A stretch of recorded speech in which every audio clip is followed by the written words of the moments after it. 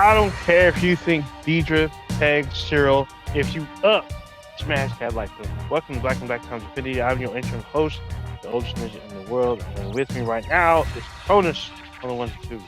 All right, I got it. This is what we're going to do. We're going to cut government spending, but we're going to reopen Alcatraz. We're going to make sure you only buy $2 for your kids and not 30, but we're going to have a multi-million-dollar military parade. And yeah, that's how we're going to do it. That's how we're going to definitely not balance the budget. I mean, that sounds like a balanced budget to me. I don't know what you're talking about. No. That sounds concise and demure. Demure. That's a way to put it. Insane is another way. Yeah, we back up in this. We're two-man in this again. We did this like 2 weeks ago, did we not? A couple of weeks ago, yeah. I think Blue's moving and Roger on house arrest. Yeah, he's got house duties. Yeah, he's on house arrest. He's finally got to wash some dishes. I'm just saying. He's been sent to Alcatraz to sweep him up. Yeah. Yeah, man. Man, we back up in this. It's a new week. Hold on real quick. First in chat is Zor. Good to see you back on the live stream. And a listener of the week would be We Are Legion. All right. It's got the Guy Fawkes mask going on. So hopefully you enjoyed and don't hack our podcast. I'm just saying. I mean, Anonymous is out there. Apparently Anonymous hacked somebody. I guess they hacked somebody and released a bunch of stuff. I heard it was like the Trump stuff, but yeah. Yeah, I was like, what? Okay. Sure. And then I found out some other stuff, not surprisingly, but Alan Moore, who wrote V for Vendetta, for Vendetta, he's always been kind of a jackass to me. Like, this guy, he writes some of the most prolific comic book stories of all time. Hailed, awarded, or tons of accolades. But when they talk to him, all he does is shit on the medium he writes. I don't understand this. That makes no sense to me. So, yeah. Tries to seem more interesting than he actually is. I don't know. But, I mean, he's a very prolific writer. He literally changed some of the faces of both DC and Marvel, and even Vertigo and some other comic books. But then when he's interviewed, all he does is talk shit about what is happening with the industry, or not what the industry used to be. And it's like, well, you wrote these stories. Like, how do you shit on what you write? And he just kind of like keeps going. That doesn't make sense to me. I just don't get it. But all right. It is what it is. We got any RPs? No RIPs this week. I didn't catch anyone. I may have missed someone if anyone brought something to my attention, but I didn't see anything at all this week, actually, which is rare. It's just the continual death of, American decency and our place in the world. Every day it degrades a little bit more. So, indeed. Constant RIP. Constant RIP. I mean, there wasn't any mass shootings that I'm aware of, so there's that. I mean, I guess. Yeah, there probably was one. There probably was something somewhere. Yeah. There might have been. It's maybe not have been reported. I mean, it's hard to get national news nowadays because everyone's fighting about what's fake or real or what do they call it now? What do they call it now? Not misguided. Fake news? It's like a ton of... No, it's like he has a new buzz term.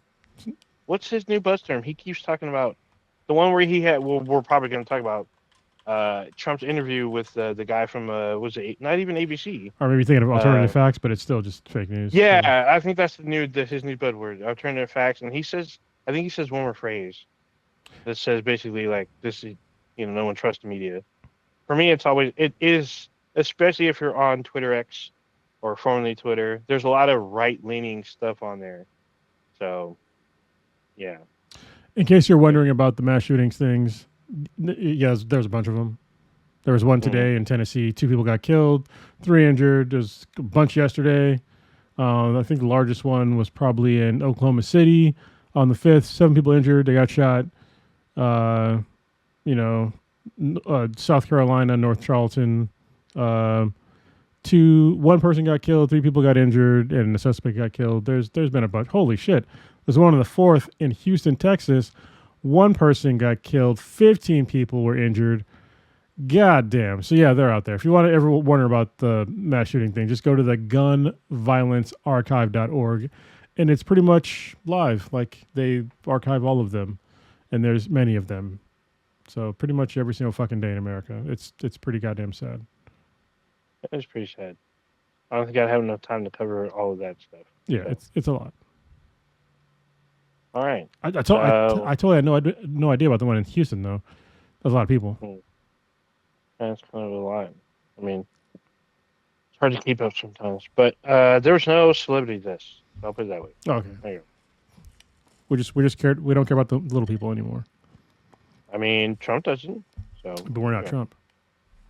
No, we're not. Also, just for the record, fuck that guy. I'm just saying. I can paint myself orange too. So there you go. I don't know if it'd work on a black guy. I mean, it'll be orange. I mean, no, he did it greenish. Don Cheadle when he was Captain Planet. Oh, yeah, that was funny. I mean, I'd use this in just different color. I'm pretty sure it'll come out pretty decent. I don't know. I mean, it never comes out decent. I mean, look at his face. I mean, he uses bronzer, which is weird. That's why it looks all fucking weird instead of... This is what's weird to me. So the guy that rallies against trans people all the time, he sure does wear a lot of goddamn makeup. Like a lot of makeup. Indeed. Anyway. Where do you want to start with first? Where should we start? I had some stuff on the list, but it's like a lot of it is kind of politically... Well, no, we can start with the number one. Oh, I think you put this on there. I did. This has been sweeping. I don't know if this is just the nation or the world, but everyone's obsessed with this fucking scenario where first it was 1v1.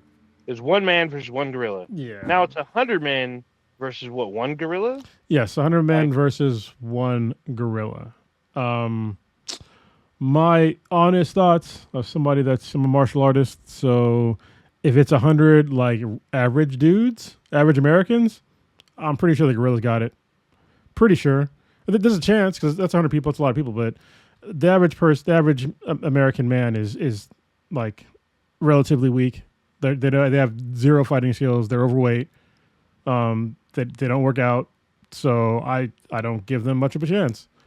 If you get some trained people in there, then yeah, I would give it more of a chance. And people think that there's like no way, but listen, a gorilla has the same weak spots as a human, like the eyes, the fucking nuts, there's all kinds of stuff that you could break on, even though they have stronger bones than us, but you get enough people on them. And I've never seen a gorilla fight for more than a few seconds. Never. I've never seen them run for any sort of distance. I've never seen their cardio is super suspect. Like, you ever seen a gorilla run for a quarter mile? Just a quarter mile. But yeah. No, I've just seen it for a short distance. It's still a little kind of creepy because it's very human-like. And like when it happened, the people that were there, especially the women, they were screaming. That's not human-like. They're running on all fours. No, he stood up. I watched him do it. He stood up and ran on 2 feet. Yeah, they can't run on 2 feet for very long though. He did not run for very long. So you've been to San Diego Zoo. Yeah. Where the gorilla encampment is, there's like a waterfall and shit. Mm-hmm. So if you're facing the main window, on the right hand side there's like this hill or big rock. He ran around the rock, but he ran on 2 feet. And so everyone, like the women that were there, were screaming like, "Oh my god!" Like there was a lot of them. It was like a lot of screams. It was like, "Oh shit!" And then he went back to all fours, but he did stand up. When he put his two arms like fists together and like ran for like a really quick second, I was like, "Holy shit, that was a little creepy." They can stand up, but I'm just first of all, gorillas, everybody brings up like the whole like biting force thing with their mouth. I've never seen a gorilla anywhere kill with their fucking teeth. Like they just don't do it. Yeah, they have impressive bite strength and all that stuff, but I've never seen them like literally use their teeth to tear something limb from limb or just bite into anything other than a vegetable or a fruit. Or some sort of plant. So the whole bite force thing, it's kind of like a null thing. Their strength, yeah, it's pretty significant if you compare it to an average guy. They keep saying it's like 100 times stronger than the average guy, but average guy isn't that fucking strong. So is he 100 times stronger than fucking, I don't know, Eddie Hall? No. So, and they're mostly grappler. They grapple a lot and they pound a lot. Like it's not a lot. Yeah, they can like grab things and like pull hard, but I'm not convinced they're just gonna sit there and like literally pull a bunch of dudes limb from limb back to back 100 fucking times. Like that'd be super exhausting. No, so it's always about like numbers, right? If you outnumber your your prey, I guess, for all intents and purposes, yeah, you're gonna win.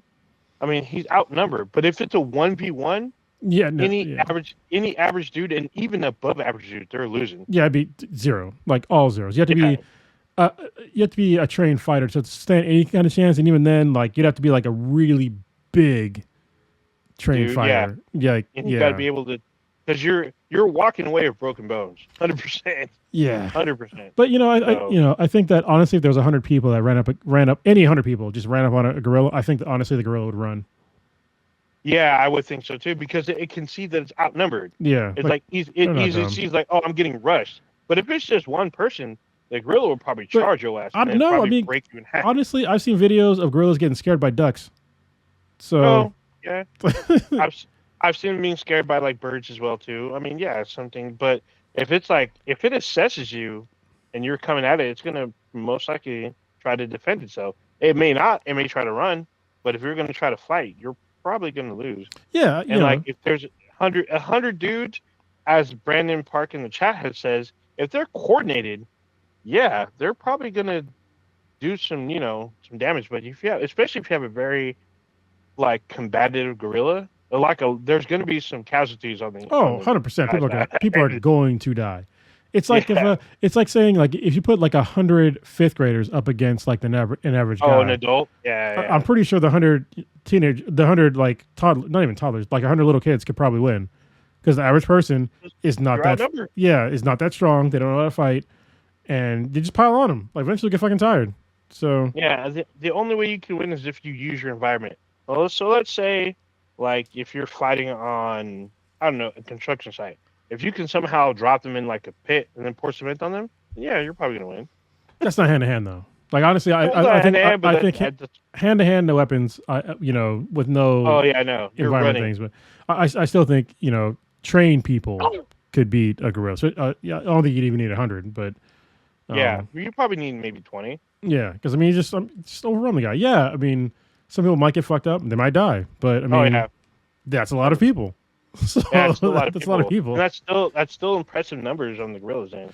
But I mean, for the most part, if there's a gorilla that's going even beating up on other gorillas or going crazy and like trying to attack people that are visiting an encampment, they just trank the gorilla. Yeah.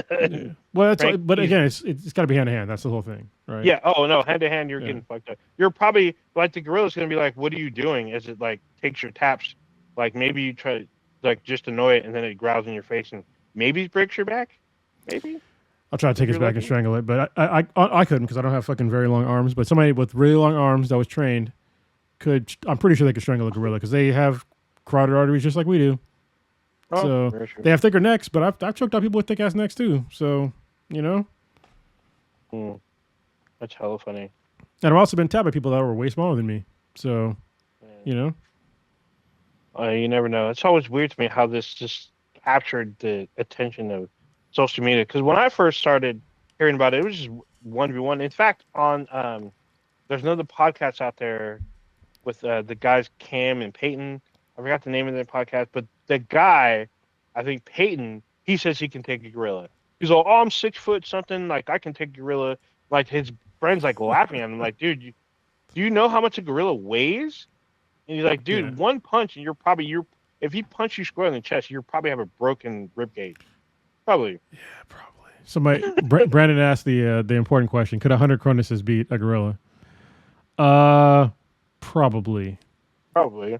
I mean, but we were just saying like 100 people, even average, could probably take the gorilla, but the gorilla is going to take down people. Like probably end them for sure. Many Cronuses are not going to make it. Yeah, so they're gonna get sent to the the shadow realm. Yeah, but just like make some clones. I'll make sure that I know where the clones are. I'll be in the back. Be like, all right, here's a plan. All right. You're all watching like fucking what's that shit? Fucking god dang it. What's the show I'm thinking of? The movie series. God, I just watched it. Like the one that has Mockingjay. What's the Hunger Games? Hunger Games, yeah. It was like how they watch from like on the monitors or from above. You'd be like watching on your monitor, watching people just get like taken out. Like clones are just getting taken out. It'll be wild. Yeah, it will be wild. But yeah, I come up with a pretty good plan to take out a gorilla. I don't think it'd even take 100 of me. To be honest with you, like I'd fight very fucking dirty. At least my clones would. So my clones would fight very dirty. I mean, Yeah. with a PA system, you could probably like dictate directions you want to. Hey, try this. Hey, you know what to do. Do this. You stop slashing. Shit out there, telling your others to fucking. I'd also maybe need some time to put on some, some. Just give me like a couple of weeks to put on some more muscle mass. So I can be a little bit stronger. Because that strength thing is, even though I don't believe that gorillas are 100 times stronger than me, I'm not that weak, but I'd want to even the playing field a little bit more, just in case. Because I do believe that they're obviously stronger than I am, but people have a weird thing where like they say a gorilla could bench press 1,000 pounds. A gorilla cannot bench press 1,000 pounds because a gorilla does not have. First of all, they wouldn't understand like how to bench press. Like if you told me like a gorilla could pull 1,000 pounds, then yeah, I believe you. But bench press, no, I don't believe that at all. So, because that's something that's a trained skill that a gorilla would not have. But it's not to take away from its strength; it's just they wouldn't have it. Would they have greater grip strength? Yeah, but I mean, grip strength, it can be overcome. So, yeah, it can. Grip. Grips can be overcome. That should be the name of the episode. That gorilla grip. Yeah. Oh my god. Oh, funny. Yeah, honestly, I definitely go for the eyes. I would tear out the nuts and try and do like a combination of rear naked choke on it. Even though my arms aren't that long, but I think it'd be enough to get it down and stomp it to death. Because people think that people say they have really strong, bones and shit, but I'm just saying, like, there's parts in every primate's face that are definitely crushable. So, especially in the eye socket region. So, or stomping in the back of the head, the base of the spine. There's not a lot of protection back there. So, yeah, I think knees could do it, but but it'd be me from afar. I wouldn't be the first one. That's for goddamn sure. I mean, also, like, depending on where you are, the gorilla could brandish a weapon. I mean, so could you, but... Yeah. I mean, that could just up the level of difficulty. I don't get why people think they can take on wildlife and survive. I don't get it either. Yeah, especially one-on-one. Like, people... Yeah. That doesn't make sense to me. It's like, dude, especially when they say they're going to their environment. 100 Cronus is one. Zor's got a good one. 100 of me, but I'm only 3 feet tall versus a gorilla. Yeah, I'm losing that one. Yeah, that's like Deadpool and Wolverine, where comic book accurate Wolverine pops out. Yeah, it'd be like me versus 100 toddlers. Like, there's zero chance. Give me versus 100 10-year-olds. Like, I'm winning. So yeah, I'm very confident in this too. Very confident.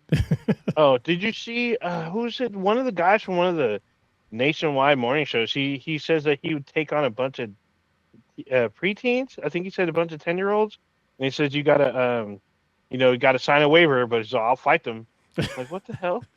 And he's like an average looking dude. He's not like, I mean, he could train, but it doesn't look like he does. But he says he'd fight people, and they would film it. They'd film like live. Fuck, what's a Good Morning America? I don't remember. You have to be ruthless. Which, I mean, obviously I'm not ruthless. But if I had, if it was like a fight to the death and I knew I was gonna die, actually no, I think that'd be hard for me to do. Like I have to be like zero morals. You have to have like me with zero morals. Me with zero morals, yeah, I could definitely beat 100, 10-year-olds. Okay, so put it this way. If you're in a street fight, I mean, are you going to follow rules of engagement in a street fight? That's the thing. It's like, why am I street fighting a 10-year-old? That's why you have to my logic has to go out the window. I get that. But if you're outnumbered, some of those rules are probably going to drop off the list about what you can do, right? If I had a chance to run away, it's always the smartest thing in a fight. Is just run away.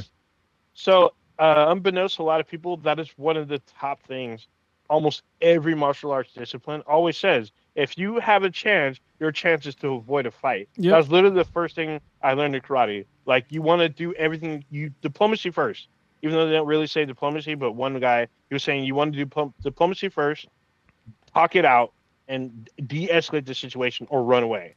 And even Jackie Chan, he says that. He says Yeah. like, oh, if I'm outnumbered, I kick the guy in the knee and I run away. So that's what you want. He's all, you do everything you can to avoid the fight, because in a fight you can like irrevocably damage someone, like literally make them like handicapped for the rest of their life or something, Yeah, I or think disabled. people that, especially people in like, modern martial arts like Muay Thai or Jiu-Jitsu or even wrestling and some other, even boxing, like, because those are all still martial arts. Like, we've all seen like the consequences of violence, and Mm. you never know, especially like, so if you ask like a jiu-jitsu guy, like what's the most dangerous belt in jiu-jitsu, if they don't say white belt, then they haven't been training long enough. It's 100% it's a white belt. That is the most dangerous belt in jiu-jitsu, because you never know like what the fuck they're going to do. And it's dangerous. And yet, yes, black belts have a higher chance of obviously fucking you up, but just the random bullshit. I got literally poked in the fucking eye by a white belt before. It went into my eye socket, and I felt his fucking finger touch the back of my eye socket. Oh, damn! It was fucking 'Cause horrific. And I it, bet, because if he popped the eye, that's it. yeah, I thought it came out. And I had like a fucking blind spot for like a couple of weeks. Like, it was crazy. Oh, And he's a white oh. belt, and I'm, at the time I was a purple belt, and it's just like, can I kill like in a real like fight? Yeah, I can destroy this dude. But when we're just rolling around having fun and he does some random shit, I'm not 100% protecting myself, but now I do. So, Mm. you know, Yeah, I mean, that's the thing about me. I'm like, you're in a fight, or if diplomacy doesn't work, and you have to go into an altercation, you want to protect yourself as best you can. And my ideology is you want to put them down to where they can't hurt you anymore. You want to stop the onslaught of yeah, whatever they're doing. That's the point. You make sure that they can't hurt you anymore, then and get you want to the tell fuck them, out of there. yeah, yeah, and you want to tell them like, hey, not that you don't want this, like, hey, you just avoid, try to like, de-escalate the situation and avoid an altercation, because that should be the final point of the altercation, unless you're like, hunting down like criminals, like in you know, former Nazis or something. I mean, shit, on the G were there. Like, there was a Comic-Con a while back where we almost got into a fight with some big ass dude. Oh, he was just a fat guy, but I was there, but I wasn't with you guys at that time. I remember. I oh remember yeah, hearing shit was crazy. Like, I almost got into a street fight with some dude, and it was just like it's not even worth it. Like, he was just totally misunderstanding what I was saying, and just like escalating everything. I was like, this isn't fucking worth it. I was just like, whatever, man. Like, I'm not gonna get in a fucking street fight in downtown San Diego over during Comic-Con over about arguing literally about nothing. nerdy shit. Yeah, I was Arguing just like, about who's got the fuck are longer you tape talking or some about? shit. Yeah. Yeah, and you know what's funny is I keep hearing more and more about fans that like attack celebrities during cons. I'm like, what the fuck is this about? Like, one of them was Stephen Amell. Well, Mm. one dude like literally headbutts him in the face and says, "I want to fight the Green Arrow," and Stephen Amell's on no. Like, he had to call the cops. Like, he's trained. He's trained to fight. Like, I don't know how well, but he could fight him. But he's like, that's not what I'm gonna do. Like, you're I play the Green Arrow, and like, and we're not gonna fight. You're not gonna challenge me. Like, this is not what I do. And then also one of the big ones from, I think, 2-3 years ago, is when a fan attacked Jason David Frank. Oh, what the fuck? And yeah, he went after Jason David Frank, and the guy was like, Jason David Frank didn't want to fight the guy. And then out, who was in the same area, was John Berthal. He literally locked up the dude and waited for security to come get him. I was like, what the fuck? Like, what's going on with you people? Like, they play these characters on film. It's not up to you to go and attack them. And most of the time, those people are the heroes. So what the fuck are you doing? People are weird, man. Yeah, I don't get that. Like, why are you trying to fight people that, are displaying like either wholly good or even chaotic good? Like, it's not your place to try to like. They're working. They're actors. Like, they're not real. I mean, yeah, some of them are trained. A lot of them actually are trained, but like, it's not up to us to go and like try to prove it or put them to the test. That's what their trainers are for. Well, it's like, I mean, what are you gonna prove? Like, Yeah, that's I the mean, weird thing for me. you're going to jail one way or another. Yeah. So what the fuck? I don't get that. But I keep hearing often than not, like fans attacking celebrities trying to challenge them, and it happens almost every year. It's fucking weird to me. Like, why? Why would you do this? You know, the fight I want to see, the same fight that Steve wants to see. I want to see the woman that got mad at Blue for calling him Almighty. Oh, I want to see them fight. no, she might kill him. Yeah. I can't. That might be the end of Blue. We may have to jump in and put her off of him. But would it be That's wrong. would it be drunk Blue or sober Blue? That's the question. So if it's drunk Blue, he might kill her. Yeah, he might flip a table over. I'm just saying. Yeah, so he might use the table as a weapon. So we may have to get involved in that one. And if she's over 200 pounds, baseball bat's coming out. Oh man, These are per Blue rules. These are not my words. These are his words. He said if a chick weighs over 200 pounds, baseball bat's coming out. Baseball bat's got to be out. Got to beat him down. Oh my goodness! All right. You know what? There's the drunk. Oh shit! You know what? It's like in a couple of weeks. Do I have? We gotta see because sober. I'm doing dry January, and I know not dry January. I'm sorry, dry June. I'm doing dry June. Okay. And I know that our 500th episode is coming up in like 4 weeks. So, yeah. Oh shit! About that. Yeah, I got to see if I'm still gonna be in town by then. Holy shit! I gotta go to town like probably in early June. We may push it to August, but I might be out of town like first week of June or something. Okay, we'll see.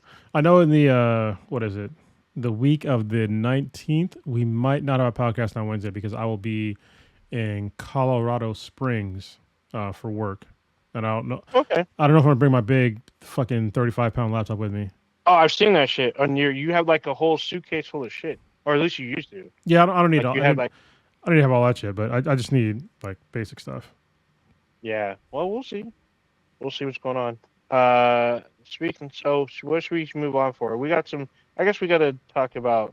There's 3 things that we should probably talk about 100%, but 2 of them are definitely politically charged. So let's talk about one. I think is a little strange and weird. Like, so let me ask you, Cronus. If someone said, if you can leave the country and I'll pay you to leave, would you do it? But they said, oh, hold on. If they said, I'll pay you $1,000 and you get out, like either leave your shit or take your shit with you, but I'll give you $1,000 to do it. No, that sound like a reasonable deal to you? Well, first of all, no. There's 2 reasons. $1,000 doesn't mean that much to me. Not that I'm fucking some wealthy guy, but it doesn't mean that much to me. But you got to put it in context, all right? Because apparently they're floating, paying migrants $1,000 to have them self-deport, which is crazy to me. Because if you're gonna pay them $1,000, what's to say that they pay them and then they don't just deport them to CCOT, which is the crazy jail they have in El Salvador. Because now they know they know where you are. You know what I mean? If they're going to pay the money, or at least they know your bank account, they can probably track you down and they can just deport you to CCOT. And yeah. And also another reason why it doesn't make sense to me is because they're supposedly there's like what? They always inflate the numbers. It's supposed to be like what, 10 million, undocumented people in America. It's 10. It'll be 10 million in the morning. By afternoon, it's like 25 million. And then by the early evening, 6 o'clock, it's like 75 million. The numbers always, especially who's the press secretary chick? She always like has her numbers all fucked up. They always change per day. So we're just okay with like $100 million, just if we just deport them all. Just apparently, and these. I mean, and a lot of these people, they're tax-paying people. Like actually, all of them are. You can't really avoid paying taxes in America, no matter what they tell you. Even if you don't pay, payroll tax, which most of them do, and most of them do pay into Social Security as well. You can't get around sales tax, so you just can't in America.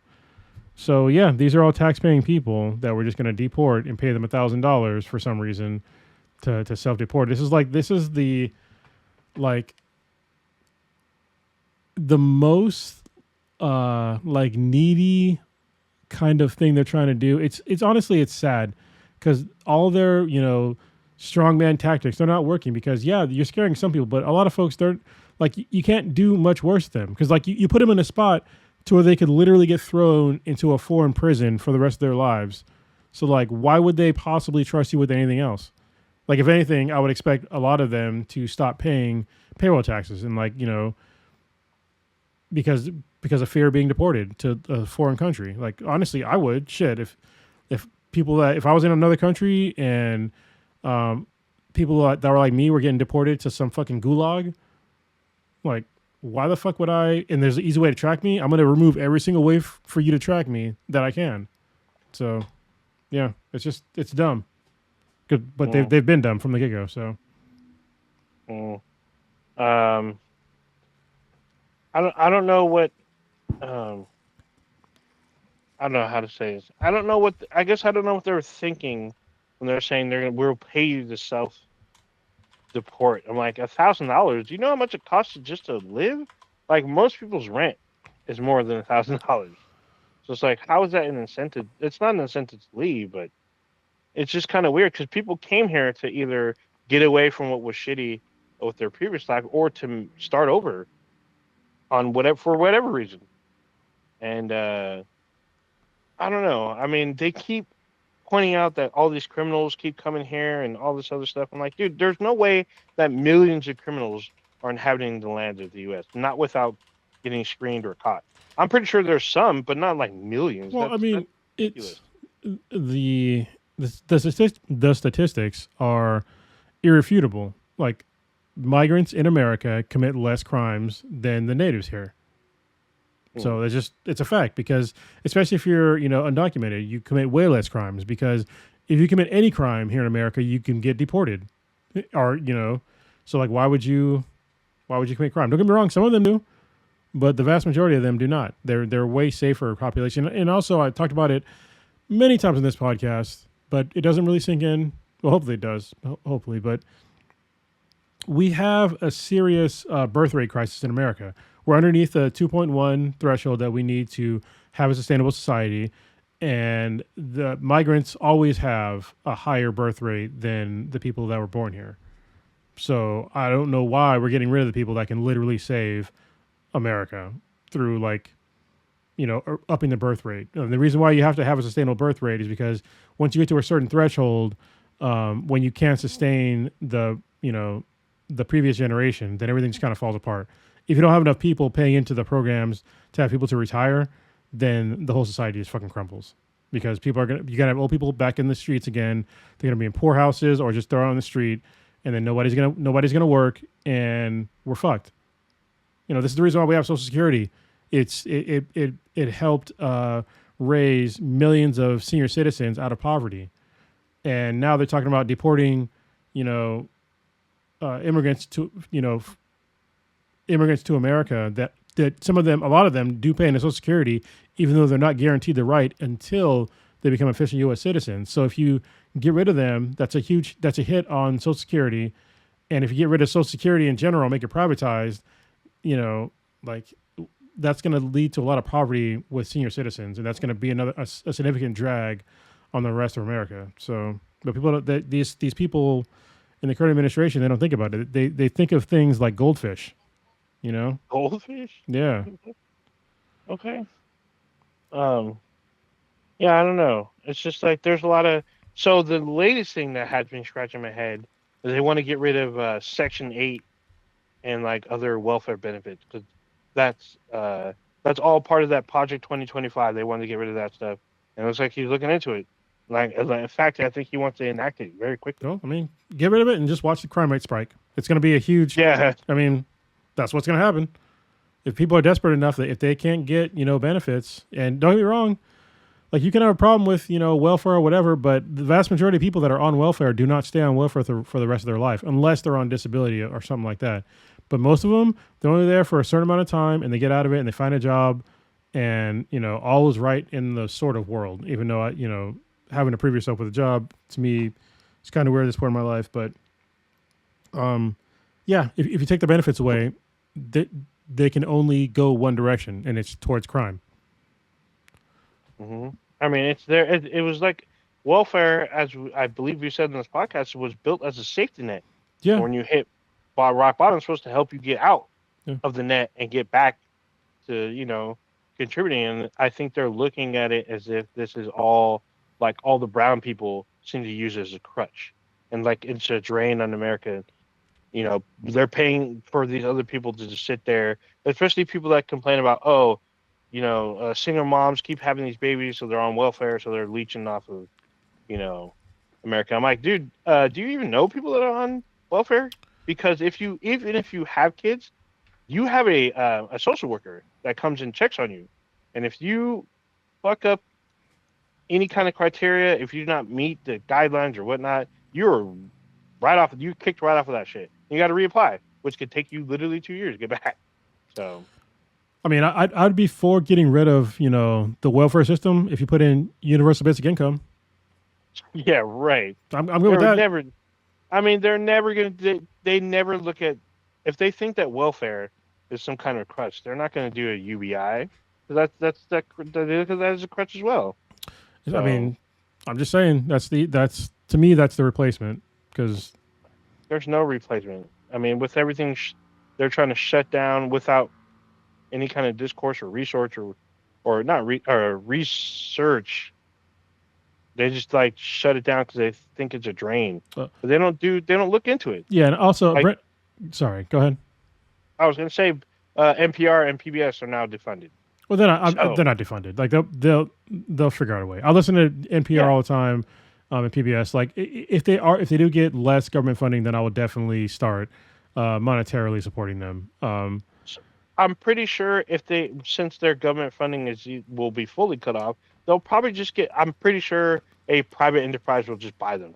Well, the problem is, or subsidize them. Well, that's the problem. Is that again, the executive branch cannot just cut off funding that was already approved by Congress. Congress is the people is the organization that holds the purse of America. It is not the executive branch.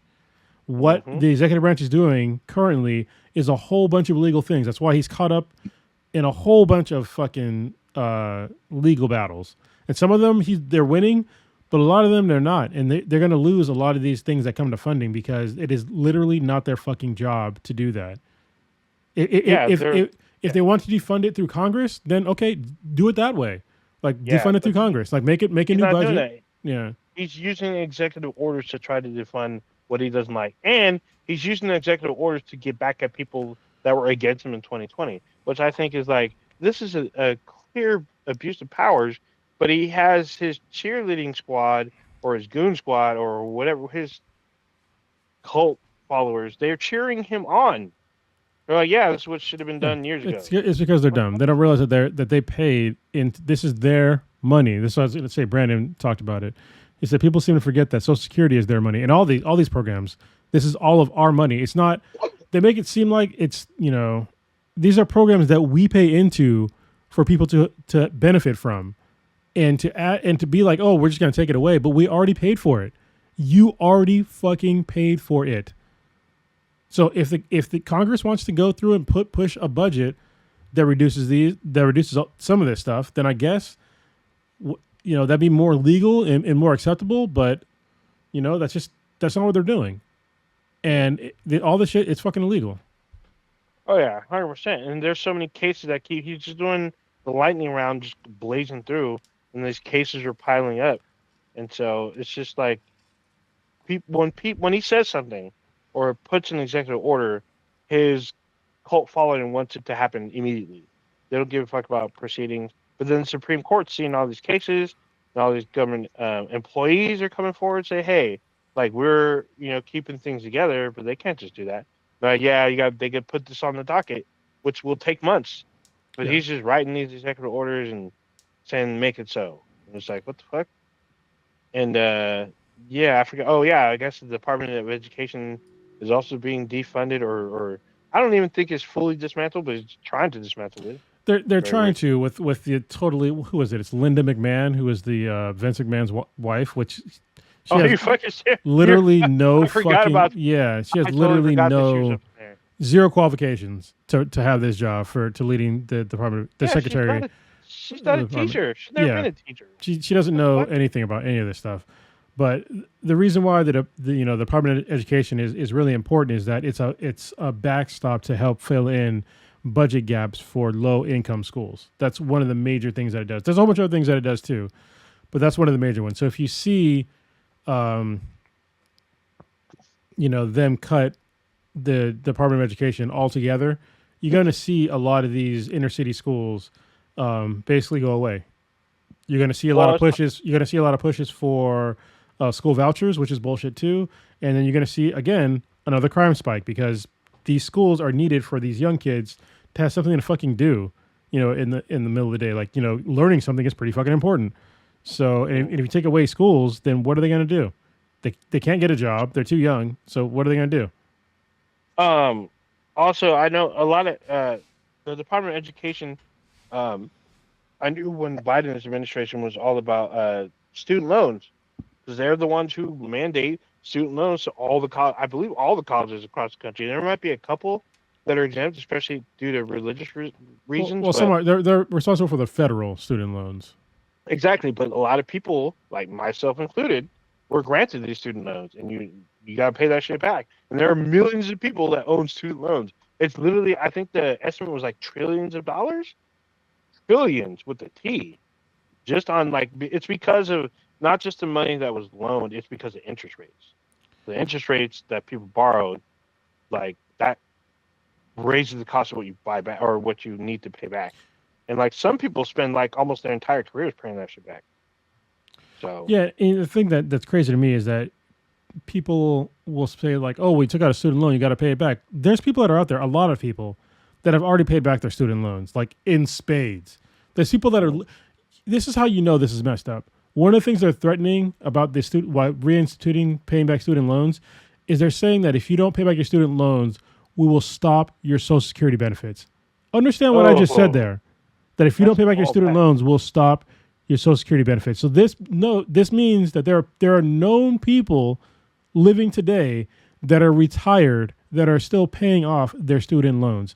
There is almost no way that they didn't already pay back their student loans in spades.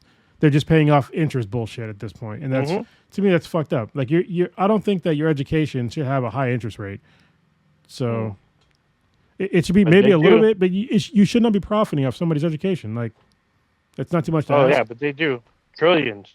Well, that interest rate's a motherfucker, and yeah, it is affected by the federal interest rate, when the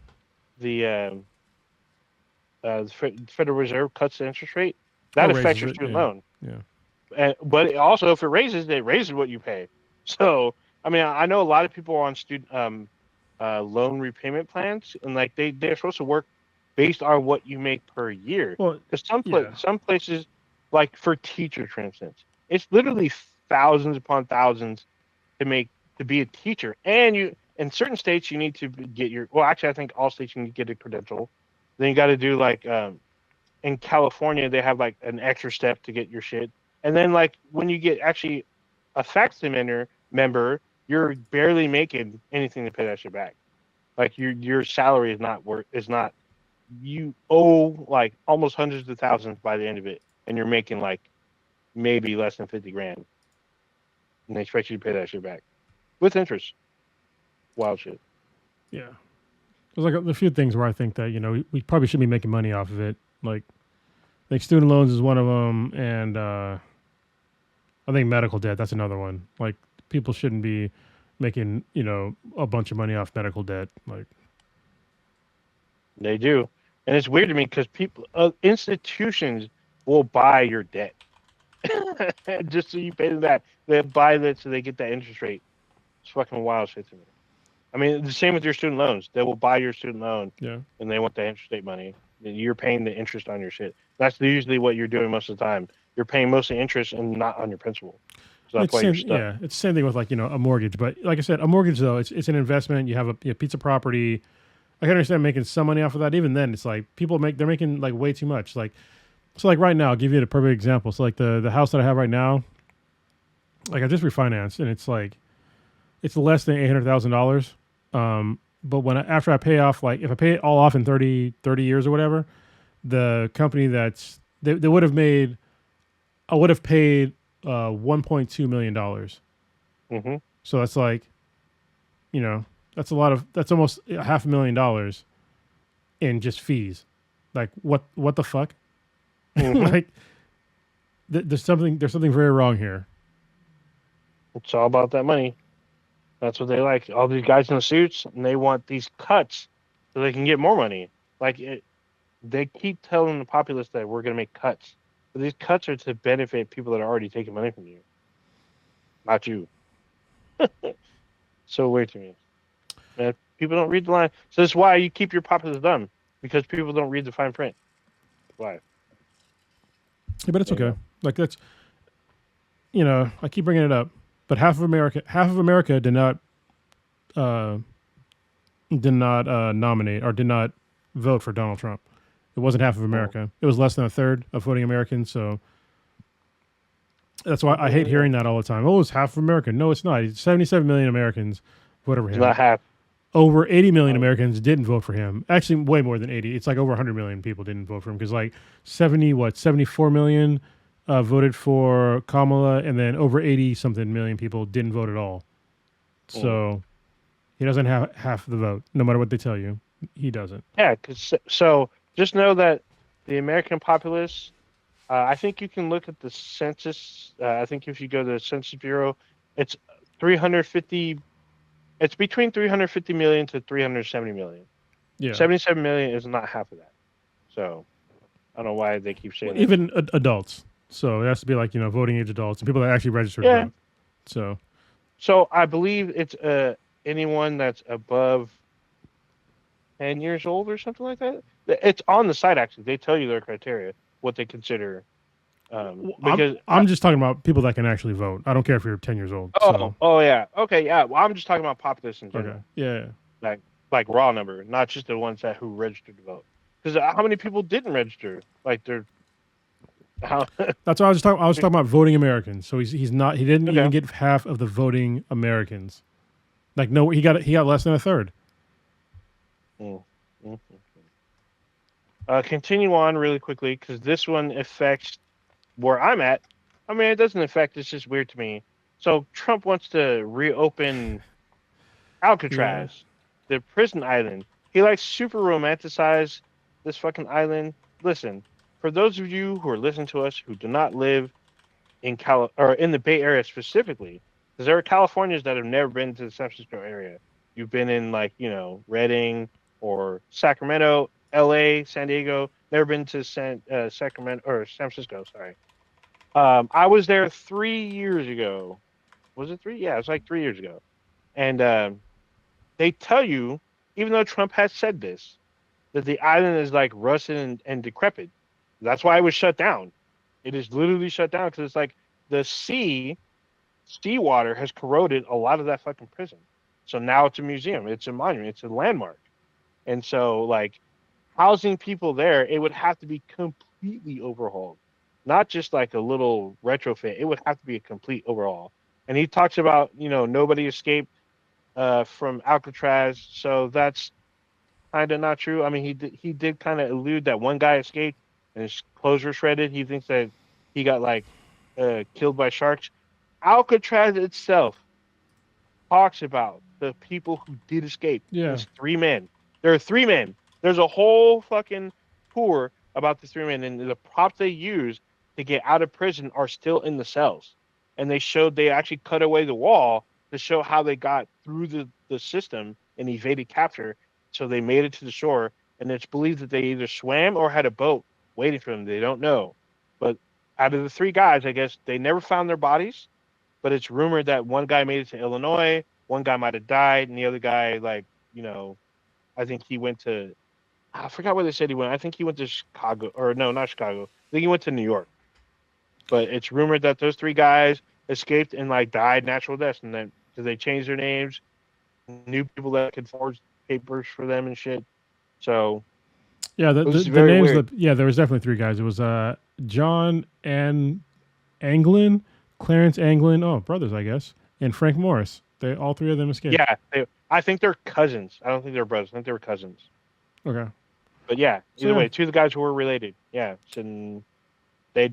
I Oh mean, my one god, this guy's is his hilarious. clothes were found on the shore. They made That's true. they made a fake dummy head. This is Yes, oh my god. I didn't know they about any of did, this. and they used. It was crazy. the shit they did, they took over time. They took like a mannequin head, like a little styrofoam Yeah, head, that's what I'm and made looking it into a fucking face, and it looks exactly like a human at. face I mean, from far if away. you're I'm just sorry, passing by, from yeah, far if away. you're If you're passing by, passing by and yeah. you're far away, and it looks like they're sleeping in bed because they covered it with like pillows and shit, and it looks like they're in the fetal position. So it looks like, oh, all clear. And they like tunneled into the wall, and they used this pipe and climbed down, and they made it to the fucking shore. It's fucking. They like. I guess they made it to the basement. And they had a route. I think they went through the laundry chute or some shit, made it to the fucking shore, and either swam or had a boat. Anyway, Nobody knows. yeah, reopening Alcatraz is dumb. It is a museum. It even says in his speech that it's all like run down. Yeah, it's run down and Yeah, beat up because like it's a very small island in the middle of the bay. Just logistically, it's going to be crazy expensive because everything is going to come up by boat or by air, and it's surrounded by seawater. So all that metal and shit fucking corrodes over time. it's been corroded. You Yeah, can so see like, why would you want to reopen it because you saw it on TV in a movie or some shit somewhere? Like, no, my dude. Like, stop. We don't need to build more prisons. We need less prisons and more fucking schools, you asshole. That's what we need in Yeah, America. because he's like, oh, we need like we need a prison to hold the worst of the worst. No, I Like mean, I'm like, dude, no, we don't. Like, we, isn't that why these new prisons that they keep building, they have solitary confinement?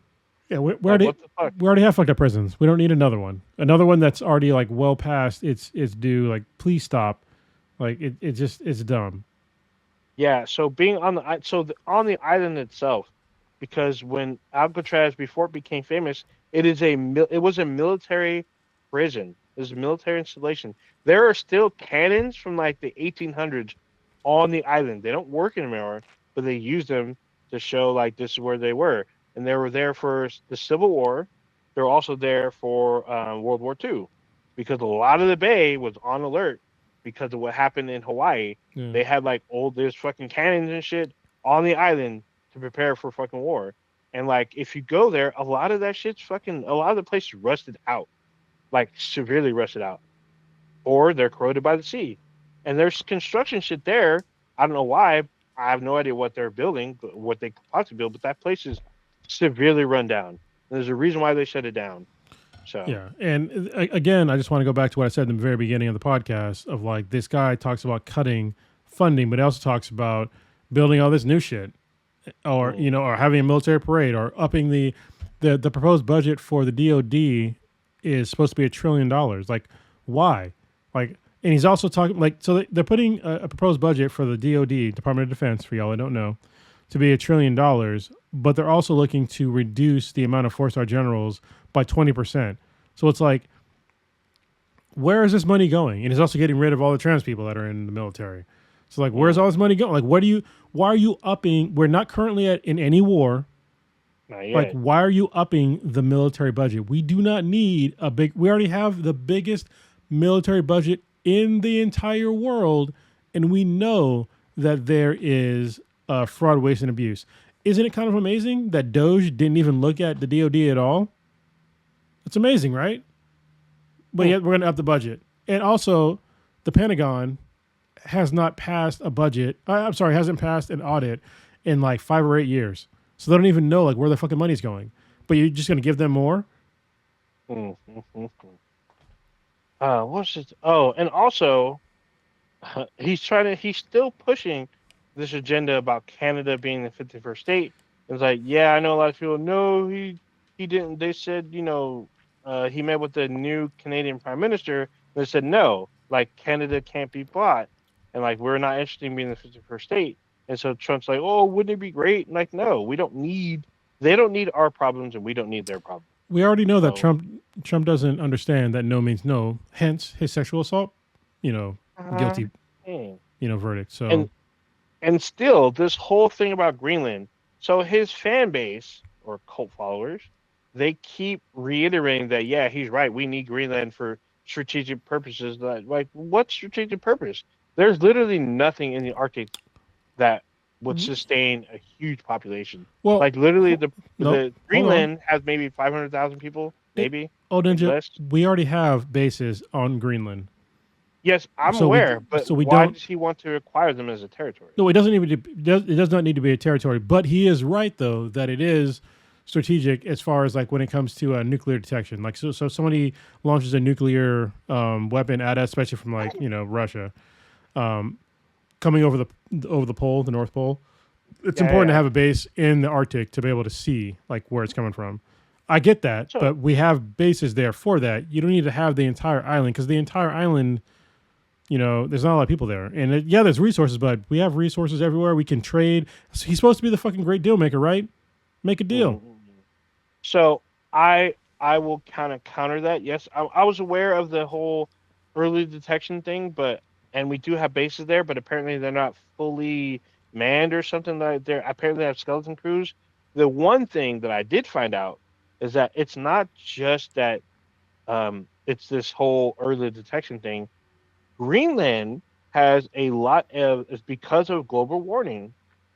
Because of global warming, they have rare earth minerals coming to like I don't want to say the surface, but I'll just say for the sake of the argument, the surface. There's more. We have more access to rare earth minerals through Greenland, and the thing is, it's not just us that wants it. Literally last year, China had to have it. They tried to broker a deal with them, and they're very close to doing it. The last minute, Greenland backed out. They told them no. Yeah, well, use diplomacy and don't just try to buy them. I mean, diplomacy and come up with an actual trade deal, not just tariffs. Stop using sticks and use some goddamn carrots.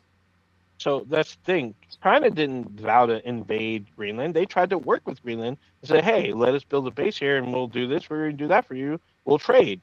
That's what we should be doing, like a trade deal with Greenland if they want to get the access to these rare earth minerals. So Greenland is under the monarchy of Denmark, or the Kingdom of Denmark owns, Greenland. So we should be working with them to get a better deal or a deal overall to mine these minerals. So that's what they want. These minerals particularly are for energy. Because a lot of what they have are, I don't remember the exact type of minerals, but I do know there's a huge energy production through these rare earth minerals. And that's why China wanted them, Russia wants them, and we want them. And so trying to invade through force, because literally this week, Trump said he sees that maybe military action may be needed. And that is the wrong way. So Greenland, through Denmark, is a NATO country. They are our allies. We are still part of NATO as last time I checked. So attacking a ally is the biggest faux pas since like World War II. Yeah, I mean, he doesn't understand anything. He's an idiot. So, yeah, I guess I'm going to El Salvador now. Just saying. I'll see you in CCOT. So that's what Prodigy was talking about earlier this week, and I didn't get it, so I wasn't really paying attention. But he said, "Oh, that's what it was." He was talking about this other thing in fucking Texas. So apparently, if you make a political cartoon or AI cartoon, you could be jailed. I guess not fined, but put in jail. Like literally, not even prosecution. I doubt they would do a due process. They just throw you in jail for doing something that these politicians don't like, which makes no sense to me. I feel like, did they not read the First Amendment? The whole point of First Amendment and even freedom of the press is that you're supposed to be able to talk shit about people in power and without fear of consequence. Well, I mean, I'm not really surprised. Trump earlier this week, he had an interview and they asked him about upholding the Constitution, and he didn't think he was required to uphold the Constitution. I would like to read to you what the president has to say to become the president. It's Article 2, Section 1 of the U.S. Constitution. I do solemnly swear or affirm that I will faithfully execute the office of President of the United States and will, to the best of my ability, preserve, protect, and defend the Constitution of the United States. This is what you have to say to become president. And for him to not really understand or try to like obfuscate, oh, I don't know if we got to do it or not. It's the oath it's a fucking oath that you take. It's a similar oath that I took when I became a U.S. Marine. It's a longer, the thing I had to do was longer than that, but it's the same thing. I will support and defend the Constitution of the United States against all enemies, foreign and domestic, whole long spiel. Foreign and domestic. Yeah. I love that part. I think people forget the part that's foreign and domestic. Yes. And domestic, not just foreign. People think, no, we send them. No, foreign and domestic people, because they're enemies of the U.S. that live in our country. Yeah, and so they've been born and bred here. So for this guy to like not be sure that he has to do it or not, you said the words twice. So to me, I mean, honestly, if he'd have done this like 100 years ago, he'd have been branded a traitor and probably thrown in jail or killed. Maybe not 100 years ago, maybe like 200 years ago. He probably would have been 100 years ago, so in 1925. No, he probably would have been just impeached. Someone would have brought up articles of impeachment immediately. Because I mean, these are traitorous statements to say that you don't think that you need to uphold the Constitution. That's your job. That's everybody's job in the federal government is to uphold, even outside of like the federal government. Even if you're a fucking cop, like a local cop, you still uphold the Constitution. It's a very basic, fundamental agreement in the United States, and the fact that the person in the highest office doesn't really seem to understand that is a problem. And I hope that America learns from this, and we never vote for somebody like this ever again, because what the statements that he made are literally traitorous statements. Anyway. It's just weird to me, because he keeps thinking he can find a way back into office. Because I know that people are talking about his sneaky way would be if he ran as vice president under someone else's ticket, and then they basically just relinquished the presidency, and then he became president. Like, who's going to become president and just relinquish just so you? Oh, a bunch of them would. Shit, fucking JD Vance would. I don't know. I think JD Vance might. I do know, because that person, he used to be somebody that was honorable, but he gave away all his fucking honor. I mean, he saw the president for who he was back in the day. He called it correctly. And now all of a sudden he saw some money and power, and he just threw all of his dignity away. And I'm talking about a fellow Marine, and fuck that guy. Honestly, I think he's worse than Trump, to be honest, because Trump never had any real dignity to begin with. But JD Vance, at some point, he did uphold at least the values of the Marine Corps, honor, courage, and commitment, all that stuff. But now, like, he threw it all out the window for some money and power. Indeed. So, into that, I mean, there's still more. I'd rather not. We got to talk about what I think a lot of people came in there and talk about, because they want to know what we think, even though not everybody's here. We can still speak on it. I know what you're talking about. The GTA 6 fucking trailer. The second trailer dropped literally, was it Monday? Monday or yesterday? So, yeah. One of those two. It was Monday. Well, it dropped Monday. You know what's funny is that one of the guys from Rockstar said that, one trailer is enough. We don't need to do another one. And I'm just like, okay. Then all of a sudden, second one dropped. But also, it's coming out in May of next year. So, that's a thing. That's good. I actually don't mind it being pushed back a whole fucking year. I know a lot of publishers are probably, in relief. Yeah, sigh of relief, yeah.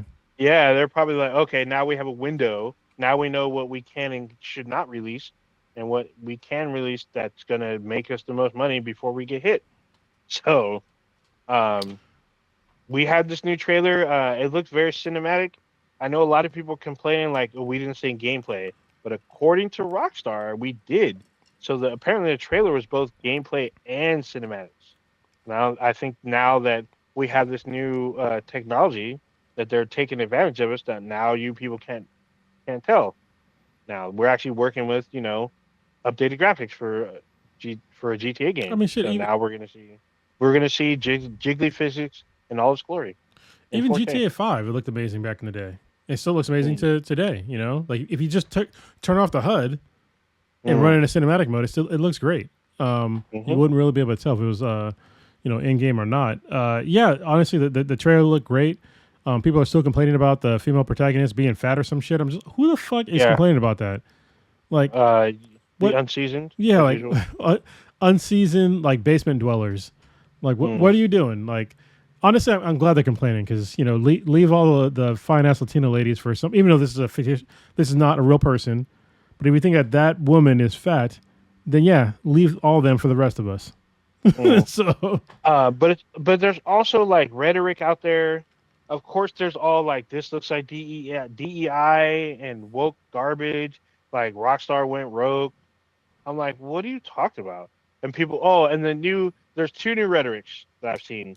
They're like, this game better not be anti-cop. I'm like, what the fuck, do you, sir? The hold the fuck name of on. the game is called They lost. Grand Theft Auto. It's literally named after a felony, which is totally against the police.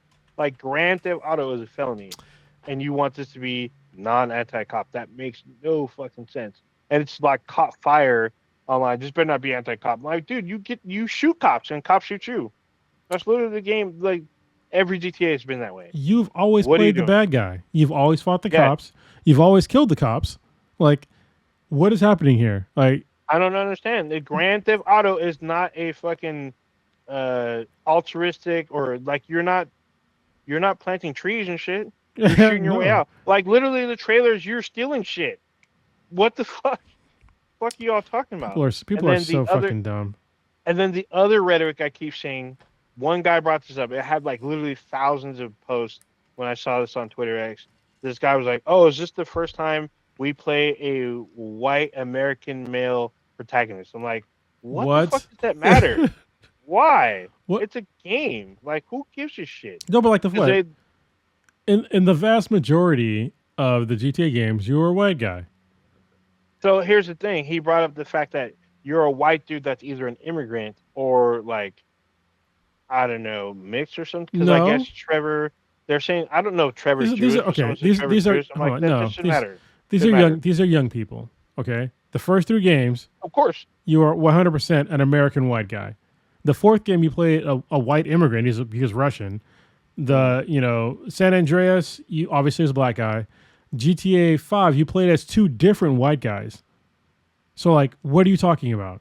So he brought the fact up that Michael's an Italian. And, no. We're not. We are not doing that. They are. They are white. I didn't do that. They did that. No. They're talking about this rhetoric, and I said it has caught fire on fucking Twitter. Why? No. Why do you guys even care? No. Why are you guys worrying about fucking killing cops? Like the whole franchise is about cops trying to kill you and you shooting back at them. You're doing crimes. You're literally stealing shit. They were Italian. Or get the fuck out of here. Like these people are so fucking stupid. I don't get it, dude. I feel like they might be bots, but no. I mean, they're 100% real dumbasses. No, that's actually pretty good. That's a good one. Yeah, it's just weird to me. I just care. All I care about is like how real are the strippers? Yeah. And what kind of cars am I going to be able to steal? I'm pretty sure I'm in the minority about this, but I still feel that GTA 6 might be a co-op single player game, or I'm sorry, co-op campaign game. What the fuck I saying? Co-op campaign. That would just be like they did in San Andreas, where you could play as a girlfriend. I think from the jump, like you can jump in someone's game and be one of the 2 characters. I mean, it would be nice. Yeah. I mean, I'm pretty sure that because if it's easier to manage when it's like 2 people, just like Gears of War, which I'm about to talk about in a little bit, where if you jumped in someone's game and you played through a chapter or 2, that was progress for both of you. Both of you get to progress no matter which character you were. And I feel like that might be for GTA 6. Like you can play. I would more compare it to Saints Row the Third. That was one of the best. I never played it. Bro, I've said it many times on the podcast, but one of the first online gaming experiences that I had with Prodigy was playing Saints Row the Third. And I hopped online, I started playing, he comes out, and this dude is literally She-Hulk with no top and just pasties on. Giant tits, green skin, like some panties on, with a giant purple dildo bat. So and that was his character. when I first went to, because we're arguing about PlayStation 3 versus the 360, and he had like we're talking, and he just like casually turns on his PlayStation, loads up into a fucking online game, and he was She-Hulk, but she had no like no pants. She's wearing like fishnets. It was just and like this and like a purple blazer and like a purple dildo bat, and he beat the car up with the dildo bat until it exploded. You can beat up tanks with that shit. We didn't hit the tank, but he blew up a car because we didn't find a tank. And we're all this whole time we're having a conversation. Like he's playing this as he was like playing the game as he was making this like a salad or like a snack or something. And I was just like, what the fuck's happening right now? And then like he blew something up, and then he like logged off the game. I was like, what the fuck was that about? So hold on, He's like, oh yeah, you never played Saints Row the Third at all? no, I've seen it, but I've saw it at Prodigy's house. I But I didn't never ask if you played it. saw it. You never No, played it? I just said I never played it. Never played it. Okay. Yeah, that's one of the greatest games of all time, Saints Row the Third. Like seriously, like I never played I tried to play the second one, but like the controls were all off. But Saints Row the Third, like it surpassed GTA at the time because it came out of fucking nowhere, and I don't want to give it away, but like actually it's been a fucking while. Basically, if you play the game long enough, you basically become like a god, and you could just like fuck everything up, and you could just the army will come after you, fucking planes coming after you. Didn't matter. You can get that giant purple dildo bat powered up so much that you can literally one shot a tank with that shit. Wild shit. Wild shit. Yeah, I think that's why he turned it on. But we didn't even talk about it. We were talking about something totally different. But he instead of finding a tank, he just fucking destroyed a car with like 3 strips. The car blew up. Yeah. I was like, what the fuck? And then he took off and blew something else up. Then he turned the game off. I was like, what the fuck? I want to see more. He's like, I gotta go to bed. I gotta go work in the morning. I'm like, what the fuck? What the fuck was that about? You literally played less than 10 minutes of this fucking game just to log in, blow up 2 cars, and then that was it. Sometimes that's all you need. Wow, shit. All right, where do you want to go next? Since I already talked about it, segue into Gears of War. So there's a Gears of War relaunch or whatever the fuck they call it. I don't know. It's not a remaster because it's already been remastered already. But Gears of War is coming to the PlayStation in August of this year. I mean, it's a relaunch. It's coming to both Xbox and Windows. Gears of War Reloaded. Yeah, that's what it's called. Reloaded Remaster, which is whatever. Yeah, so there is a remaster. It's on Game Pass right now. So they remastered it to 4K compared to when it first came out. Because the Gears of War was a launch title for the 360. So and I still have mine. So now it's on Game Pass. You can play all of them. And so now PlayStation owners will be able to play Gears of War for the first time in 4K, and it is cross-platform. So a lot of people seem to be really excited. I know B-Boy's really excited because I guess he's never played. I mean, those of you who never got a chance to play this game's it is very old school. It is very bloody. It is very raw. There's a lot of cussing. So it'll take you back to, what was it, 1999 or 2001 or whatever? Oh no, it was 2005, wasn't it? Some shit like that. It'll take you back. There you go. Take you back when gaming didn't give a fuck. And back then, Epic Games did not give a fuck. Didn't give a fuck. So it'll be good. Even though I own different versions of the game, I'm not sure I will buy it. I might if enough people are interested in different consoles and they want to squad up. But it is 2-player co-op, player, part 3 and 4-player. But it should be cool. It has really good multiplayer, so we shall see. So for those of you who are on PlayStation and got a chance, enjoy it because most people are probably really going to like it. I foresee this will make a really good amount of money. It's a fun ass game. It was a really fun ass game. Honestly, you know what I really want to see come back. I'm glad Gears of War is going to be on PlayStation. That's great. I played it on the Xboxes, even though I don't like the Xbox. I still own almost all of them. I own a lot of them, even including the Series X, because there's games on there I want to play. But I really want to see Resistance come back. Resistance: Fall of Man. There's a bunch of games that didn't come. They didn't continue on the PlayStation. It's Resistance: Fall of Man, Resistance: Fall of Man, and then Killzone. Like those 2 franchises have been like MIA for like the longest time. I think that. So, go ahead. I could have sworn I just recently saw that I think Resistance, the studio that built Resistance, I think they either got bought out or folded. It's Insomniac, isn't it? I'm pretty sure. So, they're doing Spider-Man games. Yeah. Yeah, it is Insomniac. So I'm pretty sure that's probably what they're focused on. Yeah. And what they'll probably do, like what Gears of War did, they should just give it to another first-person studio to let them do a new iteration. Yeah. So I don't see anything wrong with that. Because the last Killzone was like on the PS4, I believe. So isn't Killzone the same studio that does Helldivers, or no, different studio? I think it's a different studio. Yeah.